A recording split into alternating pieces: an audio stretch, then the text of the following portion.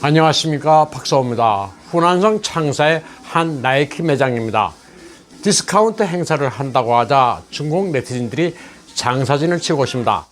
싸게 판다는 선전에 좌표를 찍고 포격이라도 하듯 인파가 몰렸습니다.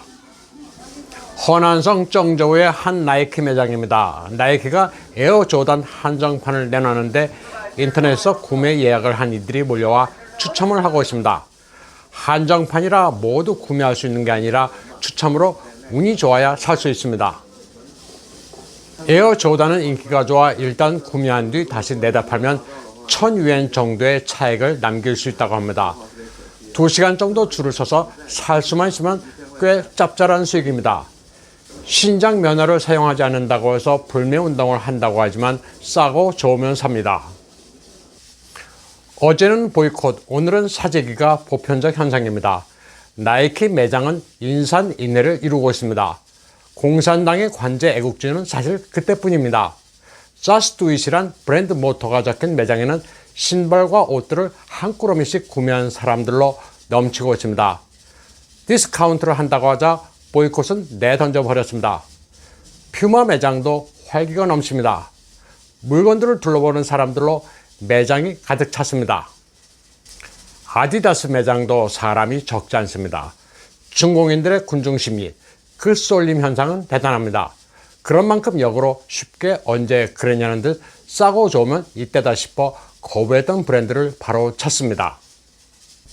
이에 앞서 인터넷에서는 만약 2,000위엔 하는 나이키를 몇백 위원에 판다면 살 거냐 말 거냐를 묻는 설문조사가 있었습니다.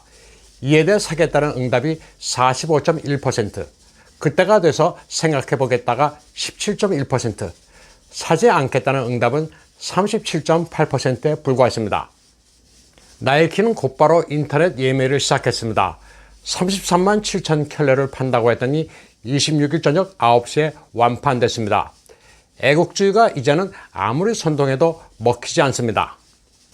H&M도 사정은 다르지 않습니다. 보이콧 둘째 날까지는 매장이 한산했지만 디스카운트로 환촉을 하자 매장의 옷은 절반이 사재기로 팔려나갔습니다.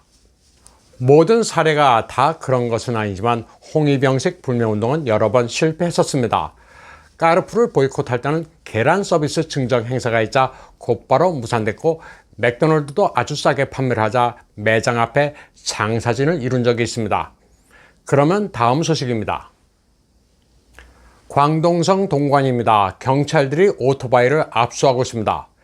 길거리에 널린 시민들의 오토바이를 보는 대로 끌고 갑니다.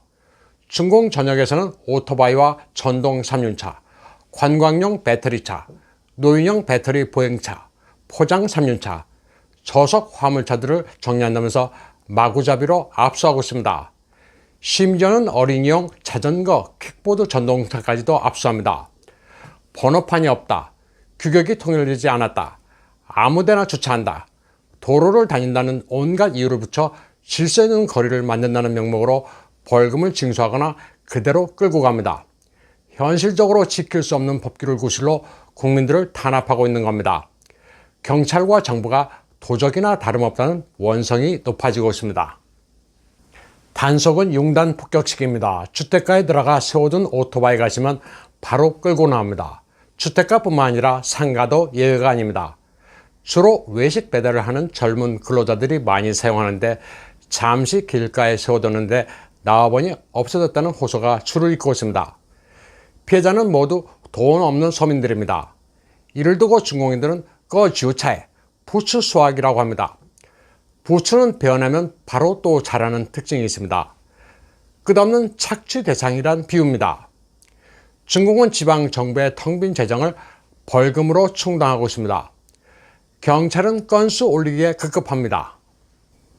몰수한 오토바이가 얼마나 많은지 공태에 빼곡합니다. 정부가 국민을 위해 봉사하는 게 아니라 등을 치고 있습니다. 현실적으로 이렇게 오토바이를 몰수당하면 다시 살 수밖에 없습니다. 중공 정부가 부르짖는 내수 경기 순환이 바로 이런 것이냐고 국민들은 비판하고 있습니다. 그러면 다음 소식입니다. 알래스카 미중 회담에서 양재츠가 2분 발언 약속을 어기고 16분 동안 험한 말을 쏟아낸 것 외에도 그의 옆에서 유창하게 통역을 한 여성도 뒤늦게 화제가 됐습니다. 짱징이란 항저우 출신 여성으로 단정한 용모 때문에 네티즌들이 신상을 찾아보기도 했습니다. 단번에 미녀로 등극했고 국가대표 통역 고판으로 불리웠습니다. 짱징과 대조적으로 미국 블링컨 통역으로는 보라색으로 염색한 여성이 등장했습니다. 이렇게 중요한 국제 행사에 누가 저런 보라색 머리를 한 여성을 데리고 왔느냐고 놀란 반응이 빗발쳤습니다. 중화권에서는 그녀를 보라색 머리의 여성이라고 써 즈파뉴이라고 부릅니다. 그녀의 이름은 람종 폴페터로 중국어 이름은 쫑람입니다. 중국계이긴 하지만 미국에서 태어나고 자라 중국어가 모국어 수준은 아닙니다. 버몬트에 있는 나름 통역의 전문성이 있는 미들베리 칼리지 출신이지만 중국어 수준은 단순 의미 전달에 머물렀습니다. 그녀의 남편은 케빈 폴피터란 이로 미 해군의 싱크탱크 CNA에서 중국학을 전공한 사람입니다. 보라돌이 여성의 머리가 원래 보랏빛은 아니었습니다. 2015년 시진핑이 미국을 방문했을 때도 통역을 했는데 당시는 멀쩡했습니다. 다만 보라색은 좋아했던 것 같습니다. 옷이 보라색입니다. 그녀 바로 옆이 알래스카 회담에 왔던 중공 측의 짱징입니다. 미 국무부의 통역 요원 숫자는 아주 적습니다. 10개 언어에 16명의 통역사가 있을 뿐입니다. 람정 폴피터는 2017년 시진핑이 트럼프를 만났을 때 2명의 통역 가운데 서열 2번째로 멜라니아를 수행해 통역했습니다. 이때도 역시 검은 머리였습니다. 2019년 트럼프가 중공 부총리 류허가 무역 협상을 위해 미국을 방문했을 때 람청 폴피터는 트럼프 뒤에 앉아 통역을 맡았습니다. 이때부터 머리가 급속히 백발로 변하기 시작했습니다. 그러자 백발을 아예 보라색으로 염색을 했습니다. 2021년 초에 염색을 했다고 합니다. 외교 무대에서는 예의상 있을 수 없는 일입니다. 통역은 두드러지면 안 되는 게 불문율입니다.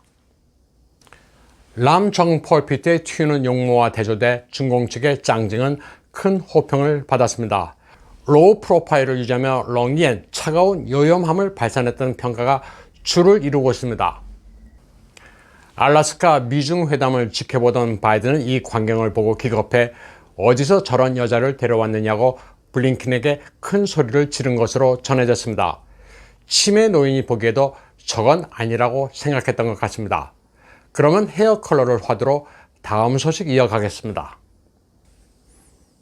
중공의 혁명 오페라 바이마오니입니다. 백발의 여성들이 군무를 하고 있습니다. 모택동이 연안에 도피했을 때 지시해 만들고 이후 문혁대 강청이 선동을 위해 보급한 붉은 오페라입니다. 바이마오니 공산혁명판 백발마녀전이라고 할 수 있는 이 오페라는 러시아의 요소도 많이 카피했습니다. 중공의 춤 사이에는 발끝을 모으는 발레 요소가 없습니다. 마린스키 극장에서 상연되는 백조의 호수의 연기를 혁명 가극에 접목시켜 기괴하고 생경한 느낌을 자아냅니다. 스토리는 허베의 시얼리란 처녀가 지주에 강제로 팔려갈 뻔하다 깊은 산속으로 도망갑니다. 산속 동굴에서 3년 동안 갖은 수행을 하고 고생을 하는 바람에 검은 머리가 백발로 변합니다.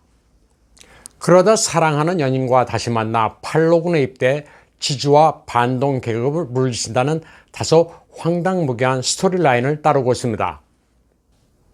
영화로도 만들어지고 중공에서 공산주의 사상을 고취할 필요가 있을 때 무대에 올려진 바이마오니는 중공판 팬텀 오브 오페라입니다. 많은 붉은 인민 배우들이 이 오페라로 스타덤에 올랐습니다.